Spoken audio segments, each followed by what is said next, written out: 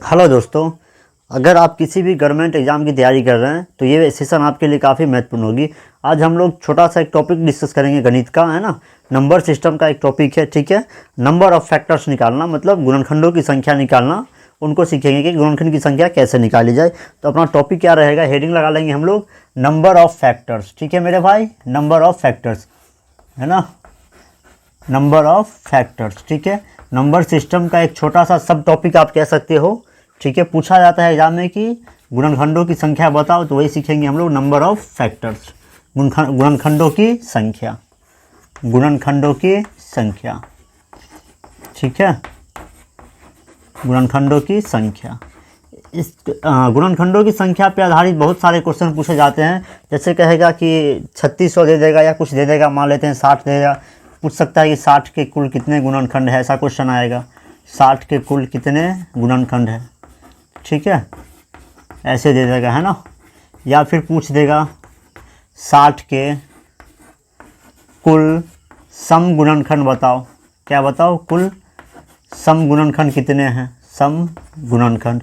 सम का मतलब होता है even number that is divisible by 2। ऐसी संख्या जो 2 से कटती है उसे हम लोग सम कहते हैं, ठीक है, 2 से विभाजित होती है। या पूछेगा 60 के कुल विषम गुणनखंड बताओ। विषम का मतलब होता है ऐसी संख्या जो 2 से नहीं कटती है, तो विषम गुणनखंड पूछा जा सकता है। या फिर आपसे पूछा जाएगा 60 के कुल कितने गुणनखंड है, 60 के कुल कितने गुणनखंड जो पूर्ण वर्ग है। क्या है, पूर्ण वर्ग है, ठीक है। 60 के कुल कितने गुणनखंड है जो पूर्ण घन है। क्या है, घन है, क्यूब है, ठीक है। या फिर पूछा जा सकता है 60 के कुल कितने गुणनखंड है जो 4 से विभाजित है। इस तरह के बहुत सारे क्वेश्चन पूछे जाते हैं। तो हम लोग इसी को आज डिस्कस करेंगे कि नंबर ऑफ़ गुणनखंड कैसा निकाला जाए, है ना। चाहे वो कैसा भी हो, सम हो, विषम हो, पूर्ण परफेक्ट स्क्वायर हो या परफेक्ट क्यूब हो, जो भी हो सब निकाल लेंगे हम लोग। तो पहले बेसिक से शुरू करते हैं कि 60 का जो गुणनखंड है ना कौन कौन सा है, ठीक है। फिर अंत में हम लोग एक ऐसा तरीका डिस्कस करेंगे ना जिससे 5 सेकेंड के अंदर आपका जो है ना आंसर निकल जाएगा। तो अगर 60 को देखेंगे हम लोग, 60 से समझने का प्रयास करते हैं। 60 का गुणनखंड कौन कौन सा है, 1 हो गया, ठीक है मेरे भाई, 2 हो गया, 3 हो गया, 4 हो गया, 5 हो गया, 6 हो गया, उसके बाद 10 होगा, 12 होगा, 15 होगा, ठीक है, 20 होगा, 30 होगा और 60 होगा, ठीक है। अब यहाँ से हम लोग सबका आंसर देंगे। 60 के कुल कितने गुणनखंड, 1 2 3 4 5 6 7 8 9 10 11 12। 60 के कुल कितने गुणनखंड है, 12 गुणनखंड है, गिनती आ गया, है ना। 60 के कुल सम पूछा है ना, तो सम ये हो गया 1 2 3 4 5 6 7 8। सम कितने हैं, 8 है, इसका वियन चला गया। 60 के विषम पूछा है ना, विषम हो गया 1 2 3 4, 4 हो गया विषम, है ना। विषम गुणनखंड कितने हैं, 4 है। 60 का पूर्ण वर्ग परफेक्ट स्क्वायर पूछा है। परफेक्ट स्क्वायर कौन कौन है, 1 है, 4 है, उसके बाद कोई है क्या, परफेक्ट स्क्वायर मात्र 2 है, 1 और ये 4, है ना। तो कितने हैं परफेक्ट स्क्वायर, 2 है, ठीक है। 60 का परफेक्ट क्यूब पूछा है। क्यूब तो कोई नज़र नहीं आ रहा है 1 के अलावा, तो परफेक्ट क्यूब कितने हैं, 1 ही है, ठीक है। उसके बाद 4 से विभाजित पूछा है। 4 से विभाजित गुणनखंड कौन कौन सा है, 1 हो गया, ये 2 3 और ये 4, कितने हैं, 4 है। तो ये तो रफ तरीका है, हम लोग समझने के लिए ऐसा किए हैं कि गुणनखंड क्या होता है। गुणनखंड कितने कितने आया है, 60 के कुल 12 गुणनखंड, जिसमें सम कितने हैं, 8 है, विषम कितने हैं, 4 है।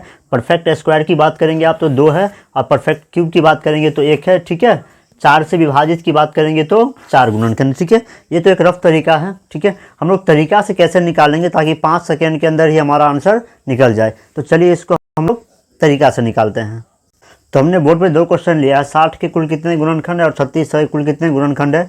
कुछ नहीं करना है, बस 60 को आप ना तोड़ लो ऐसे। 60 को आप तोड़ोगे तो क्या क्या मिलेगा, 2 से ये हो गया 30, और ये फिर 2 से हो गया ये 15, और ये हो गया 3, और ये हो गया 5। कुछ नहीं करना है, 2 का स्क्वायर होगा, 3 होगा और 5 होगा, ठीक है। बस अब क्या करना है, अब कुछ करना ही नहीं है। पावर कितना कितना है, यहाँ पे 2 है, यहाँ पे 1 है और यहाँ पे 1 है। पावर पे ध्यान दो, पावर 2, 2 में 1 जोड़ दो, कितना हो गया 3। यहाँ पे पावर कितना, 1, 1 में जोड़ दो, 1 तो हो गया 2। यहाँ पे कितना, 1, इसमें 1 जोड़ दो तो 2, ठीक है। अब गुना करो 3 दूना 6, 6 दूना 12, तो 60 के कुल कितने गुणनखंड है? 12 गुणनखंड है। ठीक है, अब 3600 का पूछा है तो इसी तरीके से हम लोग कुल गुणनखंड निकाल लेंगे। 3600 लिखेंगे, पहले इसको हम तोड़ेंगे। ठीक है, 2 से ये 1800 हो गया, फिर 2 से कितना होगा? ये 900 होगा, फिर आप 2 से तोड़ेंगे तो ये होगा 450, फिर आप 2 से तोड़ेंगे तो होगा 225, फिर आप 3 से तोड़ेंगे तो 75 होगा, ये 3 से ये 25 होगा, 5 से कितना होगा? ये 5 हो गया। तो कितने 2 है? 1 2 3 4, 2 का पावर 4।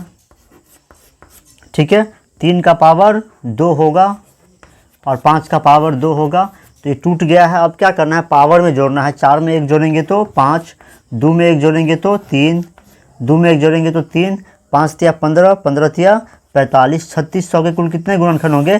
45 गुणनखंड होंगे। तो कुल गुणनखंड निकालना आसान है। अब हम लोग सम निकालेंगे, फिर क्या निकालेंगे? विषम निकालेंगे, परफेक्ट स्क्वायर निकालेंगे, परफेक्ट क्यूब निकालेंगे। तो दोस्तों अपना क्वेश्चन है 3600 के कुल कितने सम और विषम गुणनखंड है। तो 3600 को हम लोग तोड़ेंगे, कुछ नहीं करेंगे। 3600 को जैसे तोड़े थे अभी ना, 3600 को तोड़ेंगे हम लोग। ठीक है,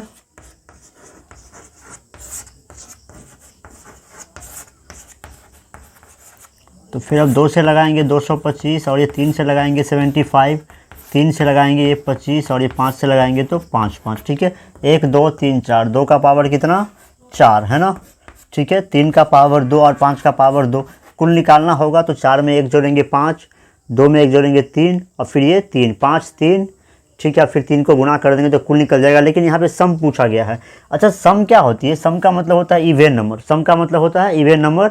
वैसी संख्या जो 2 से विभाजित होती है ना, उसे हम लोग इवेन नंबर कहते हैं, सम संख्या कहते हैं। ठीक है, तो यहाँ पे सम गुणनखंड पूछा गया है, इसका मतलब ऐसी संख्या पूछा गया है जो 2 से कट रहा है ना, 2 से विभाजित हो रहा है। तो 2 से विभाजित कब होगा? जब हम लोग 2 बाहर निकाल लेंगे। ठीक है, 2 हमने क्या किया? 1 2 बाहर निकाल लिया। सम निकालना होगा तो क्या करना है? सम निकालना है तो 2 को क्या करना है? बाहर निकाल लेना है।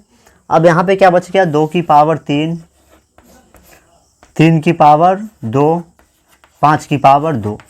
अब ये क्या बन गया? सम बन गया।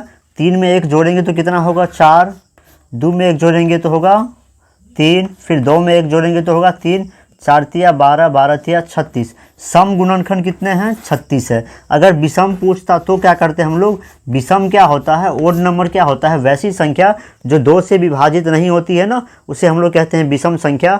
तो अगर विषम पूछे ना तो 2 से विभाजित करना नहीं है, तो 2 वाले को क्या करेंगे? हम लोग छोड़ देंगे। जब इसको आप छोड़ेंगे तो बचेगा कौन? 3 और ये 5। ठीक है, 2 में 1 जोड़ो, कितना हो गया? 3, फिर 2 में 1 जोड़ो 3, 3 को 3 से गुना करेंगे तो आप 9। विषम कितना होगा? 9।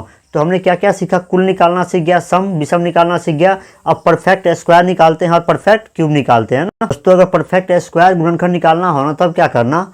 2 की पावर 4 है तो इसको ऐसे लिख देना, 2 की पावर 0, 2 की पावर 1, 2 की पावर 2, 2 की पावर 3, 2 की पावर 4। ठीक है, 3 की पावर 2 है तो लिखना 3 की पावर 0, 3 की पावर 1, 3 की पावर 2। ठीक है, 5 की पावर 2 है तो लिखना 5 की पावर 0, 5 की पावर 1, 5 की पावर 2। अब मुझे बताओ इसमें परफेक्ट स्क्वायर कौन कौन है? 2 की पावर 0 कितनी होती है? 2 की पावर 0 कितनी होती है? आप कहेंगे 1, 1 तो परफेक्ट स्क्वायर है, फिर ये वाला परफेक्ट स्क्वायर है और फिर ये वाला क्या है? परफेक्ट स्क्वायर है। तो कितने होंगे परफेक्ट स्क्वायर? 1 2 3, 3 यहाँ पे हो गया, ये वाला परफेक्ट स्क्वायर है और ये वाला परफेक्ट स्क्वायर है, 2 यहाँ पे हो गया। ठीक है, ये वाला परफेक्ट स्क्वायर है और ये वाला परफेक्ट स्क्वायर है, तो ये 2 है ना। कितना हो गया? 3 दूना 6, 6 दूना 12। तो परफेक्ट स्क्वायर कितने हैं? 12 है। अगर परफेक्ट क्यूब पूछता, क्या पूछता? क्यूब, तो क्यूब भी हम लोग यहीं से निकालते। ये वाला परफेक्ट क्यूब है 1, ये वाला है, और दूसरा ये वाला परफेक्ट क्यूब है, तो कितना हो जाता? 2। इसमें परफेक्ट क्यूब कौन सा है? बस यही है, एक अकेला ही है ये। इसमें भी परफेक्ट क्यूब कौन सा है? ये अकेला ही है। तो 2 को 1 से गुना करेंगे 2 2, तो परफेक्ट क्यूब कितना हो गया इसका? परफेक्ट क्यूब गुणनखंड 2 होगा। परफेक्ट स्क्वायर गुणनखंड कितना होगा? 12 होगा।